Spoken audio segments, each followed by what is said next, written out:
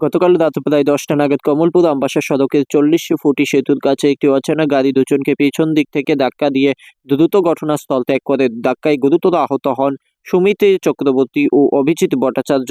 তাদের বাড়ি কমলপুরের নাকফুল এলাকায়। প্রত্যক্ষদর্শীরা জানান, ঘটনাস্থলে আহত অবস্থায় দুজনকে দ্রুত উদ্ধার করে কমলপুর অগ্নি নির্বাপক বাহিনী। তাদের প্রথমে কমলপুর বিএসএম হাসপাতালে নিয়ে যাওয়া হয়। পরে চিকিৎসকরা তাদের অবস্থা গুরুতর হওয়ায় জেলা হাসপাতাল কুলায়ে রেফার করেন। আহত সুমিত চক্রবর্তীর ভাই সুকান্ত চক্রবর্তী সংবাদ মাধ্যমকে জানান, ভাই এবং অভিজিৎ গুরুতর আহত। আমরা দ্রুত তাদের চিকিৎসার বন্দোবস্ত করছি। আশা প্রকাশ করছি তারা শীঘ্রই সুস্থ হয়ে উঠবে। স্থানীয়রা এই ঘটনাকে কেন্দ্র করে সতর্ক থাকার আহ্বান জানাচ্ছেন এবং প্রশাসনের কাছে দায়ী চালককে শনাক্ত করে শাস্তির দাবি করছেন। পুলিশ এখন ঘটনার তদন্ত শুরু করছে। কোথায়? আমরা 40 কোটি কৃষ্ণনগরে। হ্যাঁ, তো আমরা তো এখানেই আসলাম। তো হে আমার ভাই আর আমার বোন জামাই। ভাইয়ের নাম কি?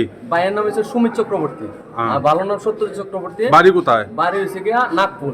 হ্যাঁ। হ্যাঁ, আর বোন জামার নাম হয়েছে গিয়া অভিজিৎ ভট্টাচার্য, সরি আচার্য। হ্যাঁ, তো তারা যখন যাইতে আছে তারা একটা গাড়ি বাড়ি দিছে। তো আমার কাছে কল আইছে, তো লোকালক আমি আমার বন্ধু কোন জায়গায় বাড়ি দিয়েছে? 40 ফুটে ব্রিজটা পার হইয়া। আচ্ছা, এখানে একটা টিফিনের দোকান আছে। এই দোকানটা পার হয়ে এখানে বাড়ি দিচ্ছে। এখন কি গাড়ি বাড়ি দিচ্ছে আমিও জানি না। তো আমি গেছি, যাওয়ার পরে আমি তারা এখানে আইছি। হ্যাঁ, তারপর ফায়ার ব্রিগেডও গেছিল। তো আমরা তো লই আইয়া রুগী কে নিয়ে আসলে?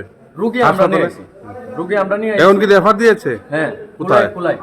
আপনার নাম কি? আমার নাম সুকান্ত চক্রবর্তী। কি হন রুগীর? আমি তার কাকাতো ভাই।